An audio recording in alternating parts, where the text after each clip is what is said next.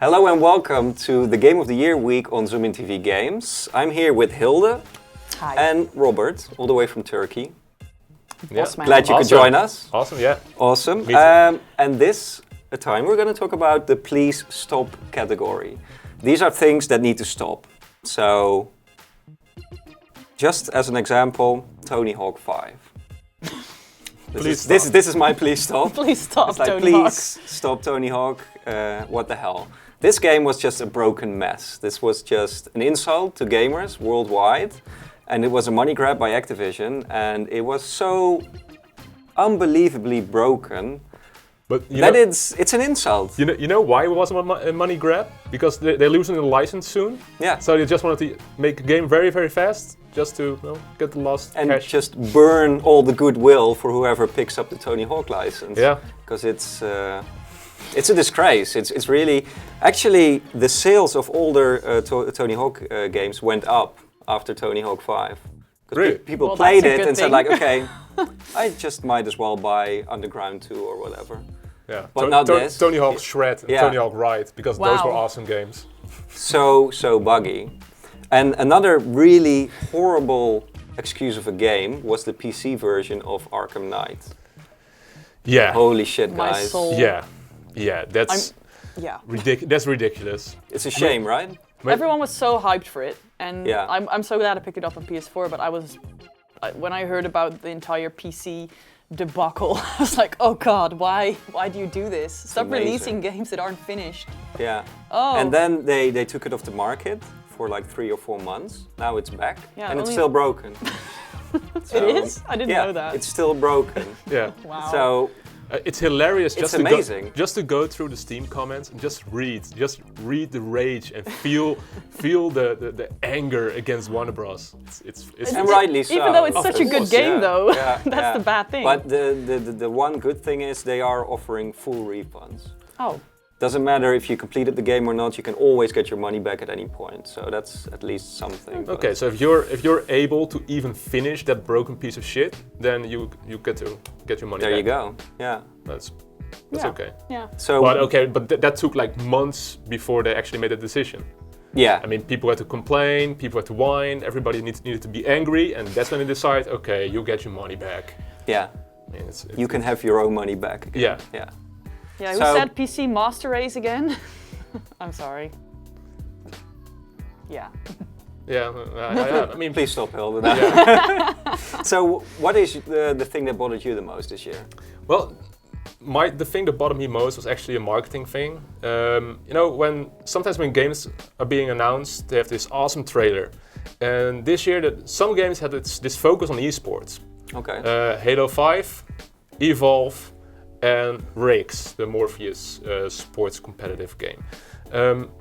Those are the titles that come to mind. And each of these games, they have this trailer that acts like it's an actual esports match. But of course, it's all orchestrated, It's all like, whoa, look at this awesome shot. Whoa, I think he's going for the win. Yeah, he's going for the win. Seriously? Lead. Yeah. And I'm like, oh god, it just hurts. I mean, it's not real. Yeah. It's so cringy. Yeah. Just cringe all over the place. Yeah, and really just stop making those fake esports trailers, please. Just don't do that. Yeah, especially Halo 5, because they have like the whole animation where they're like bro-fisting each other Yeah. and all this stuff. It's just there to make it an esport, right? I mean, and I yeah. understand that esport is big nowadays. Of course, I mean, like millions of people are watching popular online games on Twitch. Yeah. So obviously, companies want to get a piece of the pie, but don't do it like this. They kind of do it with Splatoon as well. Like, Really? Kind of. It makes me feel like that. They're like, oh, new weapons, get ready for the new stuff, weapons every day, and do some kind of Splatfest. I mean, it's weird. I like the game, but that kind of gave me that feel as well. Every time like a person talks about Splatoon, I always need to laugh a little bit because even though it might be a fun game. I mean, considering it an esport, spraying paint over each I don't other. know. Is it an esport? But I mean, It should be. in the end, why? It will be. There will be like a Japanese $1 million tournament. Oh, yeah. So it will be, but I mean it's funny. I mean you're going to spray paint over your enemies and you're going to win $1 million with it. It's a really good game. It is. It's actually a pretty cool game, but not an esport. You're right. I would totally compete. But I mean, in the end, any game can be an esport. If you can play it against other people, it can be an esport. But let the gamers decide, right? For themselves. Not always. Not always. I mean, is Microsoft deciding that Halo is going to be an esport or players? I mean, Microsoft is adding all kinds of features. Is throwing in a bag of money for a worldwide tournament. No, of course, Microsoft is making sure it's going to be an esport. Hoping it will catch on with the hardcore, but you never know. Nope. Another thing that really bothered me this year were the super expensive season passes, and you also hate this. I hate this, yeah. We have the Batman Arkham Knight, the broken piece of shit. On PC, you could invest an extra €50 for the to play more broken shit for the DLC, for the season pass, and the same goes for Star Wars Battlefront. Yeah, and what about Destiny? That was also a very expensive, but that's actually an expansion though. That is an expansion, but I feel like it is. I mean, that is for me. It's buying a game, and then like Destiny on itself, like without the expansions, is just for me a lot less fun.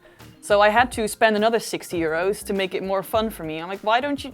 Why? Yeah. Why don't you just give me the entire game at once? Isn't every MMO like that? I mean, if you I don't like it. Yeah. I mean, I'm pretty sure, like, okay, something up your alley. Okay, let's say ever a Pokemon MMO is going to be announced.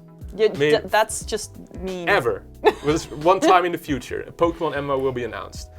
I mean, I'm pretty sure there will be expansions, and first you will go to, I don't know, what is your most popular location? Which world? Pokemon world? I'm gonna put a please stop on this Pokemon discussion. Okay. And move ahead. But the thing is, I felt very narrow, like in a narrow position. The thing is that it used to be like you paid €60 or $60, and then you had the full game. Now it's 110 or 100 if you want the complete experience, and that's a bit much, I think. Yeah, but you're used to pay €60 for a game that, let's say, lasted 20 hours. Just from the top of the head, just a random number. Now you buy the game, you pay €60, you get to play it for 20 hours, and then for another €60, you get to play it for another 20 hours. So if it's actually extra content, I mean, you're right. It is extra content. It's not like it's not adding anything. But what about microtransactions? Okay, yeah. Like every big game has their own currency these days, right? Yeah. Like you have Metal Gear coins in Metal Gear, then you can buy currency in Assassin's Creed Syndicate. Mortal Kombat had MK coins, and you could pay to unlock fatalities. Yeah, I don't mind spending money on cool things, but in games, I'm just like, why can't we just get the things by doing good in the game? Well, you can, but then there's also the option to pay money to accelerate it. These are all accelerators. I don't know. I just feel it's like for lazy gamers. But it's just weird to lazy rich gamers. Like especially in Metal Gear, it was very frustrating. Like you build something and then it has like a 3-hour wait for it, and some things are 24 hours. But if you have coins, hey dude, if I'm playing Farmville, I also need to. Yeah, there you go. So. But never mention Farmville and Metal Gear in the same sentence, but this year you could, so... They're the same. I mean, that's why Konami wants to go on the mobile game. They're smart. Yeah. So, that's also... Microtransactions work, but they do not make me happy. Exactly. That is the thing. They just don't make me happy. And also the final please stop is Konami stop saying that Kojima is on a vacation. It's just embarrassing. Just admit it. It's just embarrassing. Yeah, just play open book and tell us what's up. The whole world knows, right? There are pictures of his goodbye party, and they're just saying, "No, he's on a vacation. Everything is fine. There's nothing to see here. Please move on." It's just weird. Like, how can you actually say that? It's just stop lying to us. Right? Yeah. It's just I feel betrayed. Unbelievable. Yeah, it's a bit stupid, but you know, Konami is losing its way. You know, they're just doing whatever they like. Oh, mobile games, they're hot. Okay, we're going full on mobile games. Yeah, Kojima, he's with us. He's with us, no worries. Yeah. They're just- He's still here. He's He's still just on here. a very long vacation. Yeah. Yeah. Yeah, he's going to help us make the new mobile hit. Right. Yeah. No, you know, it's... So stop lying to us, Konami. Yeah, we're done with you. And that's gonna do it for this episode. Stay tuned for more Game of the Week stuff here on Zoomin TV Games. Game of the year, week, stuff. You're right.